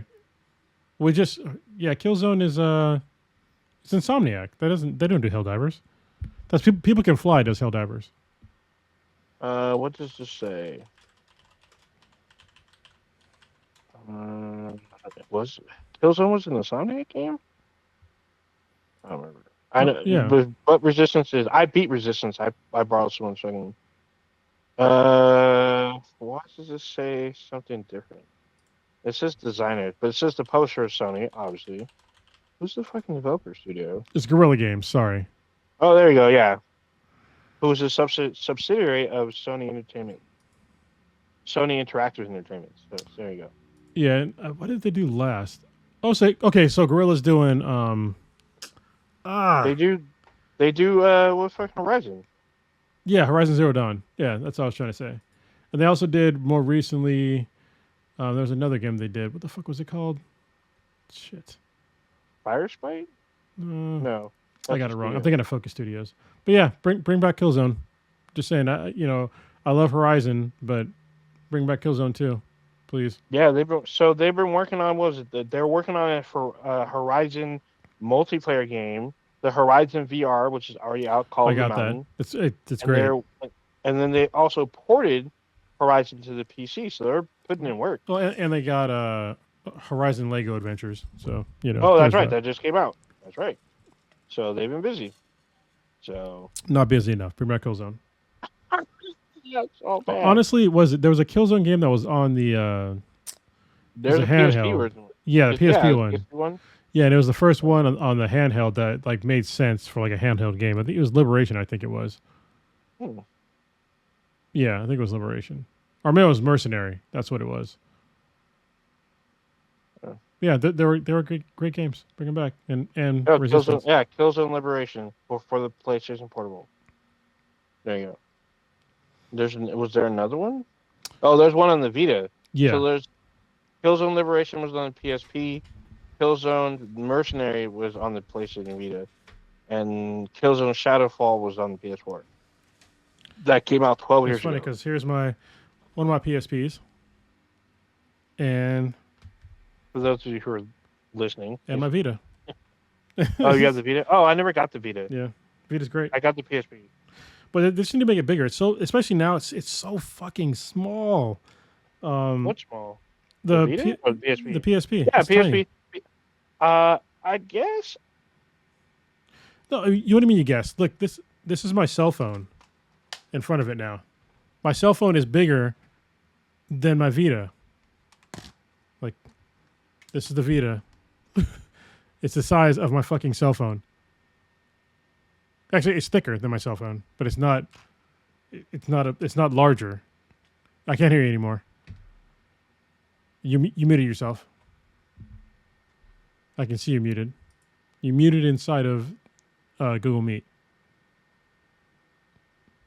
Unmute yourself. I see your lips flapping. There's a button inside of Google Meet you have to press to unmute yourself. I can't do it for you. There you go. Nope. I still can't hear you. Something happened to your microphone or something. You got to figure it out. You muted again, but I don't know. I don't know what's going on. So yeah, still can't hear you. Anyway, yeah. So I've got. I wanted to bring up. I thought I had my portal near me, but it's downstairs. But yeah, the portal is like literally like double the size of the Vita, and honestly, the Vita is not much bigger than the PSP. And when you have like man hands or larger hands, it's very small to play on. I remember playing this thing, and it's really small. And I don't have like gigantic hands, but they're big enough. So yeah, I look forward to it. And honestly, I think that the Xbox could really do with making a handheld. There's actually a mock-up from Asus ROG for a new Xbox handheld, which would be fantastic because I feel like Xbox, they're kind of exiting out of the console space right now. And no, Ninja, I still can't hear you. Yeah, sorry, man. And let's see, nobody in nobody in the chat is complaining that they can't hear me. So I know this. Yeah, my mic is working. It's just you, man. Actually, let me check one thing on my side. I can't. Yeah. Okay. Yeah. It's got to be just you. Yeah. So if the Xbox decided to make a handheld, that'd be a pretty smart move because right now I feel like they're exiting the space of making consoles because they just up the Xbox Series X cost to like $600 or something like that, maybe more than that. Which hear me now? there we go. Yes, I can. Yeah. My fucking headset disconnected, and then it says everything worked, but they couldn't hear me. So yeah. Okay. So did you hear about the Xbox handheld? Yeah, and I've seen two markups. So I'm like, which one's which? I mean, they're saying it's based off the Asus or Asus. Asus, yeah, the ROG. Yeah, the Asus one, and so the one I saw looked like someone dropped it. I was like, what the fuck? It's all dirty and and then shit. I saw, yeah, it looked all fucked up. Like someone literally dropped it. Somebody had to smuggle it out. Maybe, yeah, it probably has a story to tell. The other one I saw was different, where it had detachable controllers on the sides, and it looked like a Switch. Kinda, but it looked like Well, there's the Legion, right? There's the is it IBM what's the Lenovo Legion?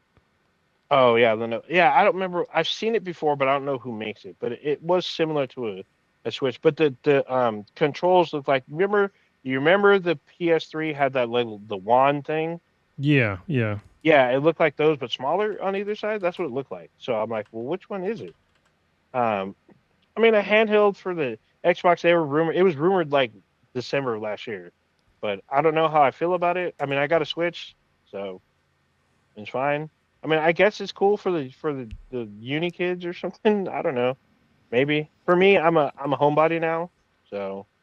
Well, I mean, here's the thing: is if you make the handheld powerful enough, you can play it as like a normal console. As long as it has a decent base, you can make it as a console. So. Yeah, but I still feel the interest for me is very low. Like I don't travel like I used to. If I was traveling a lot, I'd be like, well, that's what I'm saying. It's okay. Like as long as you get like, I think. So with the Switch 2, they're doing something really smart. Is that they're keeping it at a certain frame rate and resolution when it's undocked. But then when it is docked, it unlocks that and it has a little fan in it so it can run at a higher clock speed and a higher frame rate when it's docked. And I think that if Xbox did it right, they could probably do something very similar but better because honestly, we all know Nintendo does not really put a high priority on high fidelity for their games, which is fine because they knock it out of the park. They're number 2 for this console generation, actually the past 2 console generations.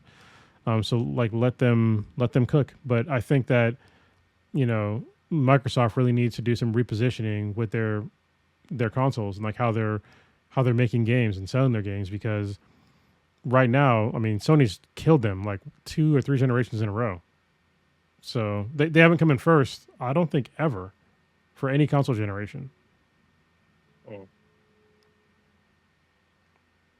Which is sad because, I think that there's a place for them in gaming.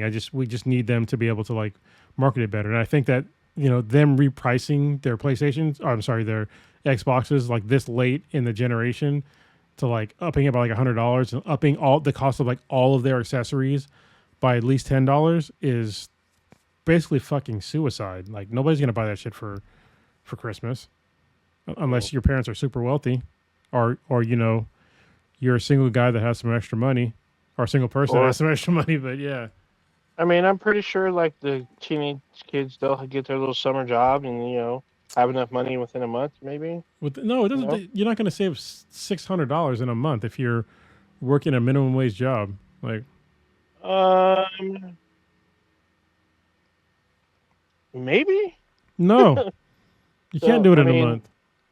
Well, I guess nationwide probably not, but in California, like minimum wage here is $20 now.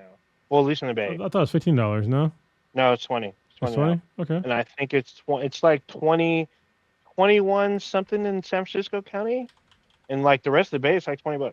So, You could eat you after with a $20 an hour job working at McDonald's, you could probably pull it off in like a month and a half. So, but I know the rest of the country isn't like that. Hold on. Let's do some quick maths here. Okay. So you would $20 an hour would be for a 40-hour work week. That's $800 a week. That's not what that's without taking taxes out, and obviously assuming that you live free, I guess, for free. So I guess you could technically you can make $4,000 a month, maybe. Wait, hold on. Maybe that's too many. It's 5 weeks in a month, or it's 4 weeks in a month, right? 4 weeks a month. It's 4 weeks. Yeah. So hold on. 800 times. I could have done that in my head. It's $3,200 in a month. That's without taxes taken out. Taxes taken out is going to be. It's going to reduce that to probably like $2,500. 20 something. Yeah, 25 to 23. Yeah, and if you had to live somewhere, you got to pay for rent. So yeah, you're probably not gonna save that in a month. So unless you like really frugal. Yeah, or like if you're saving money living at home, probably, yeah, maybe. Yeah, but I mean, it's doable. It is doable, but don't live at home. I don't suggest that you should do it if you're in that situation, but is what it is. Oh, so I don't know if you know this. There's this. I just found this out within the last year. There's like the layaway app kind of thing, where you can like Affirm, yeah. Is it? Yeah, it is Affirm. Yeah, so basically you can buy it and you just pay it back later, so you get it. Yeah, honestly, I've used Affirm a few times. I used it to get a bunch of shit. So I literally heard about this last May. I was like, what the fuck is this? Like, everyone's like, you don't know about Affirm? I know. So I was like, what the fuck are y'all doing? And they're buying big ticket items using Affirm, and it sets up a payment plan for you when you buy it. I was like, what the fuck? Just be careful because it's not on your credit score yet. There's no credit checks, but like you need to make sure that you can actually afford it. So, because some of the Affirm stuff, like it seems pretty reasonable, but just be careful with that kind of shit. I mean, it's a loan technically, isn't it? It is a loan, but it is a loan. So there is, it's usually not a very high. It's usually not a very high interest rate. It'll tell you like literally like when you're checking out like how much you go out to pay a month for these things. So I've seen it. Yeah. So if you can afford it, do it. But if you're like if you're scraping by, don't do it. It's not a good idea. Yeah. Or I mean, just do the old school. Just save up money. Sorry, per month. Brandon Park brought it up. I was just about to say this. Yes, there's a payment plan now for DoorDash. This is how desperate Americans are right now. A payment plan for fucking food. DoorDash has a payment plan? Yes. Since when? They started doing it like maybe a couple months ago, and that's fucking sad. What the fuck? Like if you need to go into debt to eat, things have gone terribly wrong. Indeed. That's concerning. So, I mean, people got to do what you got to do. I mean, there's people with like large families and working parents that still can't cut it or can barely cut it. So yeah. I get it. So that's crazy.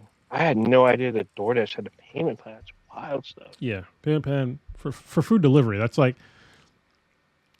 crazy on two levels. First, it's like the payment plan to just get food, but second of all, like, why can't you get that food yourself? It'd be way cheaper. But you might not have a car. You know what I mean? Like, I understand maybe that, not. But you might live in a food desert. So I get that. But like, just going in a debt to like basically live is insane to me. So I do know that DoorDash does groceries, not just fast food. Yeah. So I kind of get it, but still, you will be paying a lot more than if you just went down the store, unless you live far away from a grocery store. Yes. Or I understand, like, if you're a person that has some sort of disability or you can't get there, like, I understand that because I've honestly I've been injured before where I literally couldn't drive. So I get that. But yeah, it's crazy that's offered to like all Americans. That's wild stuff. All right, we need to wrap up soon because I still got a shower. Sure. Okay, so we didn't talk. Oh, really quickly, I know I don't know if you already talked about this. Borderlands 4. You already talked about this last week. Did I? I thought, I had like a long list of shit that I talked about for Borderlands 4. I'm pretty Yeah, sure I did last something you week. did. Were you here I last don't. week? I was here last week. Oh no, I was not. I was not here last week. Did I? Oh wait, yes, I was. I'm sorry, I was here last week. I didn't talk I about the was. grappling hook, the gliding, all that double jump shit. Oh yeah, you did because you were making Yeah, fun of Prodigy because he because he can't couldn't double double jump. jump because he's terrible at Yeah. platforming. Okay. So yeah, I thought there was more because I could have sworn there's another showcase literally like the day after. No, You no, know. no, no. There's one coming up pretty soon. I think it's like this week. I want to say the 9th. Oh, there is something like that. Yep, you're right about What that. happens on something else Ah, happens to me on the 9th? What happens on the 9th? I have no idea. You have I like don't a know. doctor's appointment or something? No, there's something else that's important. I'm probably gonna forget. Whatever. Until it's too late. Yeah. Did you want to? I guess. Oh, really quickly.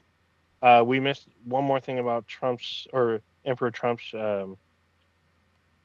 I guess vie to get money. So he wants a 100% tariff foreign films, and like he has three Hollywood ambassadors: Mel Gibson, John Voight, and shit. Who's the last one? I don't remember who the last guy was, but I want to say someone a little left leaning, but I don't remember. But I'm like, what are you doing charging all these tariffs? I mean, did you really not like Parasite that much? Yeah, honestly, he didn't, but he probably did. Yeah, I mean, because the guy can't fucking read, so or can't read well. Anyway, I'm not gonna say he can't read. Obviously, he can probably read on some level. He can read teleprompters sometimes, but there's no mechanism to put a tariff on an intellectual property. So I don't know how they would do that, because they'd have to change the pricing for movies, and I Mm-hmm. don't see how they could do that easily. Like it sounds like a really dumb idea. And honestly, it's not a way to preserve Hollywood. It's a way to really have people kind of leave Hollywood. Like I Mm-hmm. don't understand. It's like they don't really understand how. Because I already know they don't know how tariffs work. But like it's not going to instantly like make a whole bunch of new movie studios in America. Like it's Oh, not because we have a lot already here. What were you gonna say? I was gonna say, oh, the three. So, his three ambassadors to Hollywood, as they call it, or special ambassadors. It's Mel Gibson, John Voight, and Sylvester Stallone. Those are his ambassadors to make Hollywood better or to save trouble Hollywood. But everyone keeps saying with these tariffs, and they're trying to make movies in America, there's just going to be less productions in the U.S. Yeah, well, you know what's Like funny a to lot me? less. What's funny to me? That's not funny. It's just it's ironic and sad and just like how ridiculous this administration is. They're literally putting together an uh, an anti-Semitic task force, and they name Mel Gibson one of the leads for this whole Hollywood thing. Like, did you Hmm. not listen to this guy's fucking phone call? His crazy anti-Semitic rant about how the Jews run everything. Like his words. And he went Hmm. on some other like serious bullshit, and I think he had some domestic violence charges too. So yeah, that's interesting, right? Hmm. So yeah, I don't. It's not good to put 100% tariff on foreign films. Like, how's that going to work with Netflix? Just think about that, Yeah. or any streaming I'm service. Yeah, I wonder how it's going to affect like anime services like Crunchyroll Yeah, like and in VRV or anyone else, because like those, a lot of those are actually the animes are not just series; they're movies. We get anime movies from there, and so that's going to hit their bottom line as well. yeah, and those are American companies, but they're this is what the Trump administration doesn't seem to fundamentally understand is that America stopped being an industrial country a long time ago. We're not a country of factories, of industrialization.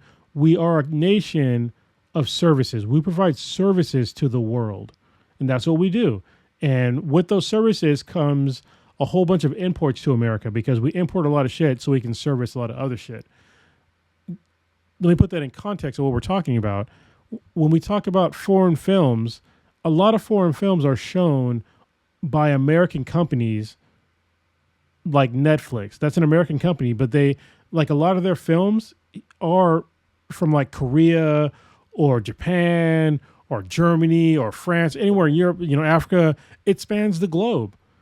Oh yeah, there are African films and there's Yeah. Russian films. Yeah. And Netflix does not have any sort of capacity to change like you pay a service fee to Netflix to view all these things. There is no current mechanism for Netflix to charge you extra to watch a certain film. If they did that, guess what would happen to Netflix? Oh yeah, that'd be a lot of these streaming services. Netflix That's a would wrap. probably be the first to go That's a wrap. go away. So Netflix, Paramount Plus, HBO Max, Disney Plus, those have huge libraries. Yeah. Those will probably either be gone or like they'll be like $50 a month. Yeah, and just like there's no like nobody's gonna tolerate that. Americans barely tolerate the dollar plus increase to like Disney Plus and and Netflix and all those other things like that. It's barely tolerated. If you try to say there's 100% tariff on these movies, like this, it's going to destroy these companies, Amazon included. It's another one. Mm-hmm. And Amazon spends money. I know that because they make big ass productions. Oh, by the way, what is it? Murderbot is going to release soon. I just saw a trailer for Foundation. Like Foundation's that's a huge fucking budget.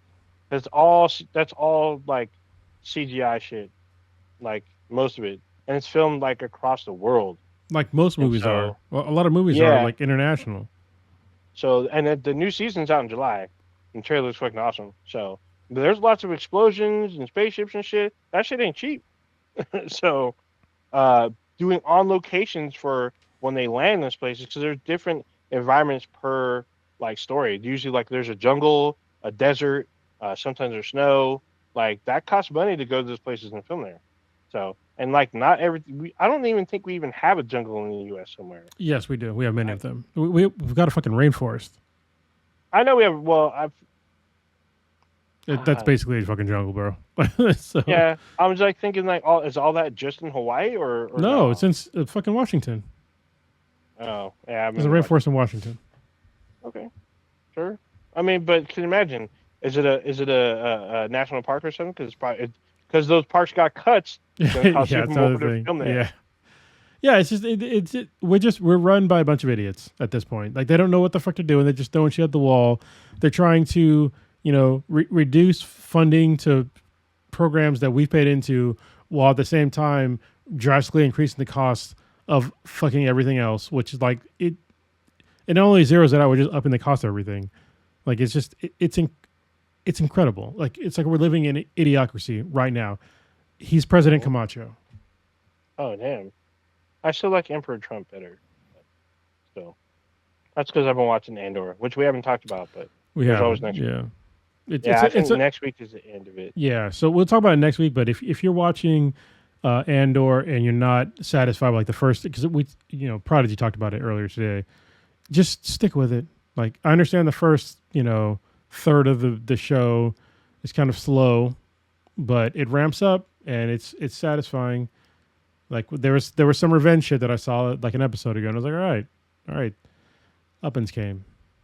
Yeah, there was revenge shit, but there's also some other things that have been controversial as well, very early on, that has sparked like a lot of online debate. So I don't give online debate to me is almost irrelevant at this point because people are just idiots. It is, but I mean, there's usually the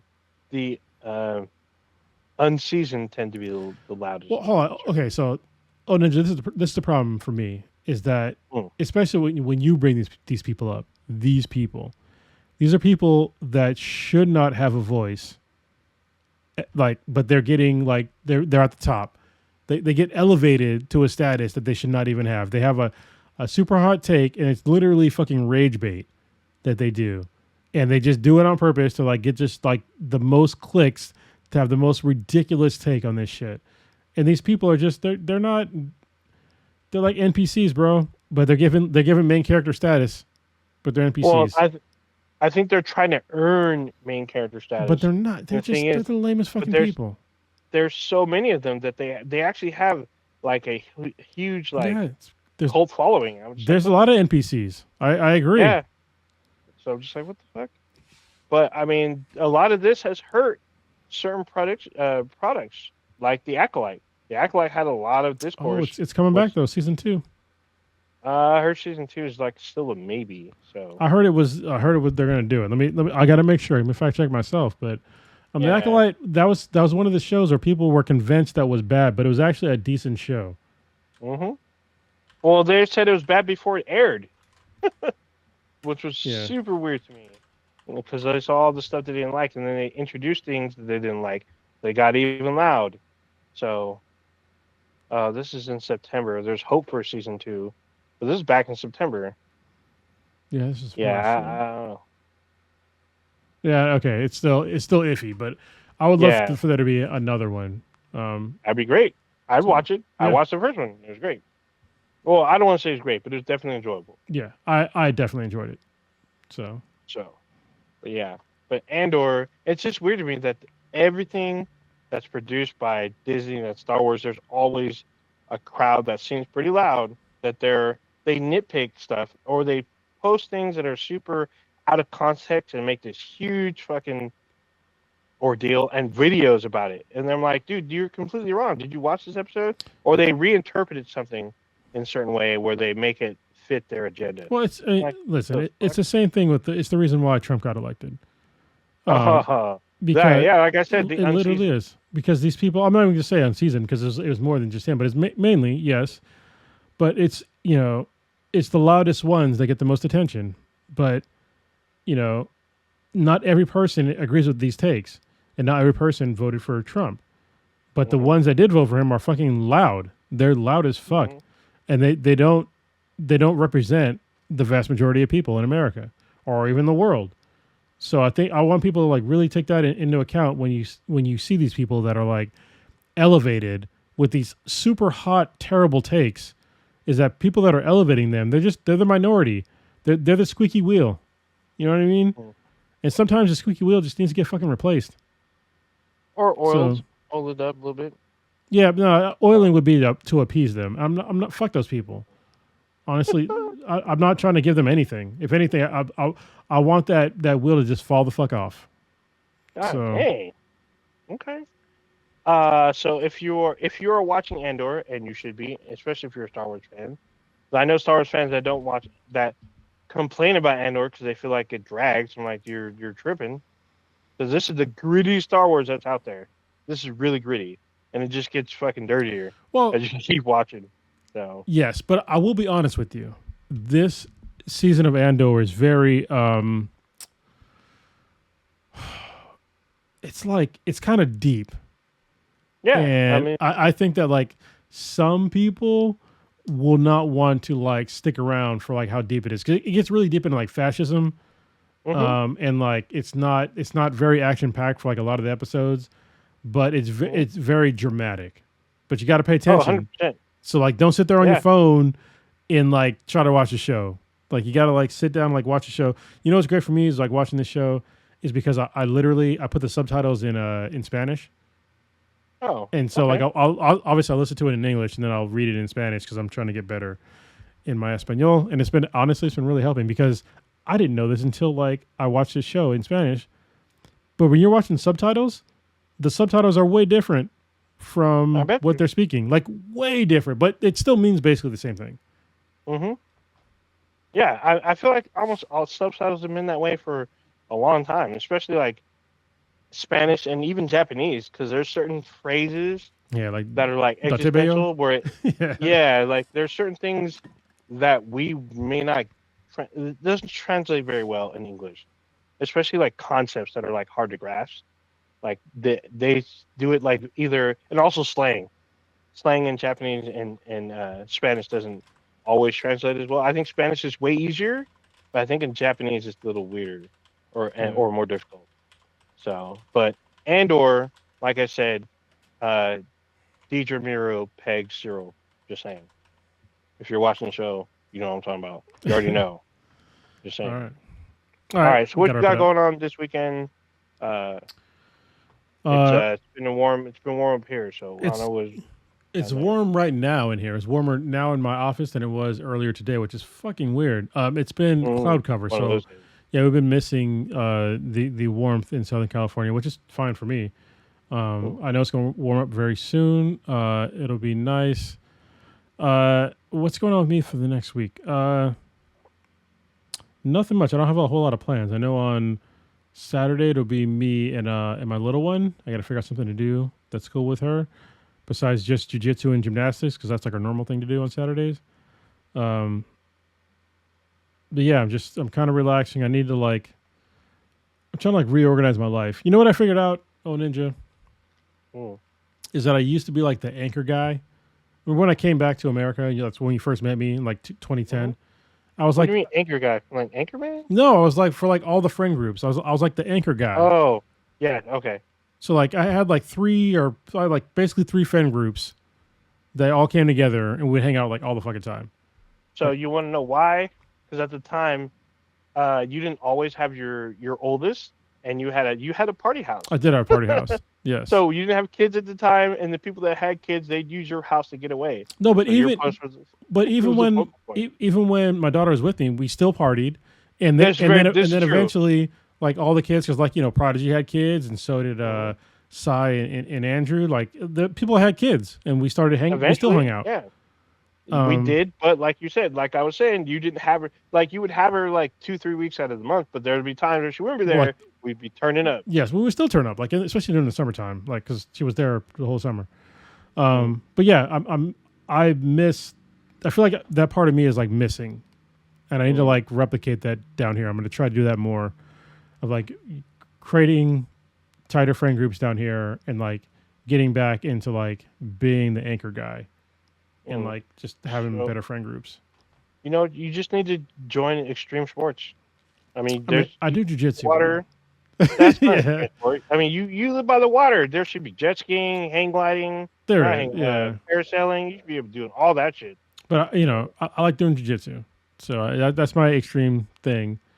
I may have figure out some more stuff, but yeah, I'm gonna try to like expand more to like do that kind of, because I think that was like my element. Was like doing that kind of shit. Yeah, those were fun times. Those are definitely.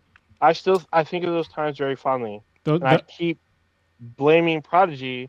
I don't want to say blame, but he definitely opened my. So for those of you who don't know, I think I talked about this way earlier in the podcast, but I used to talk so much shit about the revamp of Battlestar Galactica. So good though. And yeah, so I was talking hella shit. And so what Prodigy did, he bought the Blu-ray, and he invited everyone over at his his new place at the time, because he just came down from Sacramento, and we would go into very existential debates and full-on arguments about the show, and I just kept saying it sucked, and I had never seen it. So, and there's other haters like me. I was like, oh, we're fellow. Oh, your mic went out again. Your mic. Hold on, we can't hear you. Your mic stopped again. No, I can't hear you. I can read your lips though. For that, when you said it, you can't hear me. Oh yeah, we used to do like at our houses, both me and Prodigy, we would have like get-togethers to like watch certain shows. BSG was one of them. That's probably before I think me and Ninja had met, and then we watched High School of the Dead at my place, and what was the other one? Walking Dead was another one. There's a bunch of other shows too that we used to watch. Brandon Park, he when I was talking about the whole like people group things, he brought out pickleball, and there you go, Brandon Park. I have a very nice pickleball paddle right here that I'm showing on TV, or not on TV. Sorry, on the live stream. Yeah, you're back. I can hear you now. But yeah, this is a ProKenix really nice pickleball thing, but I don't play very much anymore. I need to though. I used to be an A player in racquetball. Racquetball's hard. It is, and I think racquetball is just as hard as tennis. I used to be really good, and then I found jiu-jitsu. All right, so you and your daughter this weekend, what you else got going on? Actually, maybe that's what I'll do. Is I'll play pickleball with her this weekend. Oh, that'd be fun. Well, I imagine little kids love pickleball. She does. She actually she's in like the pickleball club in her school. So this is what's weird for me, because I did jiu-jitsu. I can't date somebody in jiu-jitsu. So that's like one of the unspoken rules. So you mean just at your dojo, or do you even call it dojo? Just at It's a your. gym. Yeah, it's Okay, so then what about a separate gym? And they if do it's a this separate gym before? that's different. But I can't like it's like an unspoken like no to like date somebody that you do jujitsu with. So Okay. pretty much every woman that I roll with is like this is like they're on the no list. So Hmm. for some obvious reason, especially now that I'm like a brown belt, yeah, it's just a no. But pickleball, that'd be okay. So Yeah, pickleball looks. I finally saw pickleball in action. Its description sounds retarded, but when you watch it, I'm like, oh, okay, because I've seen people do it at the beach. I'm like, this is a great beach fucking activity, especially with a lot of people. You can add like hella people to no, you pickleball. can't. It's only 4 people. I've seen 6 people play. And they Pickleball? I think you're thinking of something yes else. on the beach. No, they're playing Yeah, pickleball. you can't really They play were playing. pickleball. No, I They mean, were doing it like they're just doing it for fun. It wasn't like they're playing like for points or whatever the fuck. okay. Well, They're I mean, just smacking in there. playing on a beach though, like the pickleball, like you can't really play it on a beach because it's sand. Like you just have to. Are you thinking of badminton? Maybe. No, they're playing pickleball. I know what this shit looks like because it looks fucking weird. They're Okay. playing it. I mean, because It was a bunch of teenagers. I don't know what the fuck. They probably altered the rules so they can play, but it was definitely pickleball, yeah, because or maybe like something similar, but it uses the equipment of pickleball. There okay, you go. okay. So, I mean, it looked fun for at least 6 people because they're. I don't know what the fuck they were doing. I didn't jump in. I just noticed they were playing. I was like, oh, I recognize the thing, and Yeah, like what? I think some of the gear they had, like there's like gloves. The guys had gloves, right? 100% not pickleball, bro. Was it not pickleball? No, like because With a little fucking thing in the middle? I just hold on. Look, What am I? this is a pickleball paddle, like this right here. Oh yeah, they didn't use paddles. They used their hands. Yeah, Okay. 100% I pick. I was like very confused because like Yeah. you can't Okay. play it in I thought sand that was because like the cool. ball, it's like a wiffle ball, and it's like if it has to like Oh. one bounce. It's like in the sand, it would just like stop. So Yeah, no, because they yeah, were hitting it. The thing they had there was like this little mini trampoline thing. They would smack the ball and it bounce up, then someone else hits it, and they just go around. yeah, that is And they not said it was pickleball at pickleball. all. No, that is not Oh, pickleball. well, someone lied to me. Yeah, they Someone 100% lied. lied to you. Like, Okay. So then I still haven't seen pickleball. I've just okay, heard it described and it's just like it fucking weird. it looks like tennis, but with like big ass ping pong paddles and a wiffle ball, Okay. which is weird. I know, but yeah, it's good for like. Okay. I used to play with my I guess my now ex mother in law because she plays pickleball. Cool.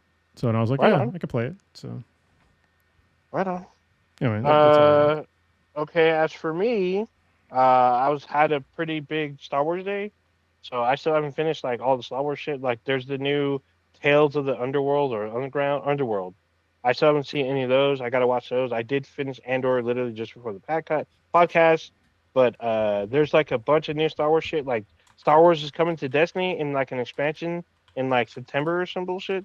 So I think that got my money. I was playing. I just downloaded the new, not the new, but the current DLC for Star Wars Outlaws, and there's a new one out next Thursday. So I'm gonna wait till it goes on sale, but I'm definitely gonna pick that up no matter what. So it's pretty big shit. Pretty big shit I was doing. This weekend I'm probably just gonna be chilling. Um, I saw Thunderbolts, but I'll probably talk about that next week. If you don't understand the whole weird marketing strategy, I don't want to say you need to see it, but I'll just explain it. Mike's gone again, bro. You got to figure out your mic thing, man. Yeah, your mic is gone. Can you hear me? I don't think you can hear me. Nope. He's gonna keep talking. You're yeah. I tried to give him like a I think probably his battery just fucking ran out and it's trying to slowly tell him to maybe recharge his headset. So I'll give him a couple seconds to like rejoin. Oh, he's rejoining. Hey, can you hear me? Yeah, I'm back. Are your batteries charged? Yeah, I charged this all day. I haven't used it. Okay. All right. It's the Bluetooth receiver that keeps disconnecting. I need to see if it'll connect directly to my laptop's Bluetooth. Anyway, I'm just gonna be mainly working and finishing up my Star Wars stuff. So there you All right. Go ahead and do the outro. go. All right. Y'all just experienced a two-man Black on the Back times Infinity you can check us out anywhere and everywhere with BThanBTI. It's BTHANBTI on your favorite social medias except for True Social. And you can see us every Wednesday live on YouTube and Twitch. Our 8:30 Pacific-ish time. We go live. You can join us and see us there. If you're just listening to us via audio, we also have a Discord server. You can let us know you want to join by emailing us at bthanbti@gmail.com. And then check out our official website, binheadproductions.squarespace.com/bthanbti. All right, we're out this bitch. Peace? Maybe. Violence. Violence? Yeah. Oh, it? I guess. Time. Okay. Yet many questions remain unanswered.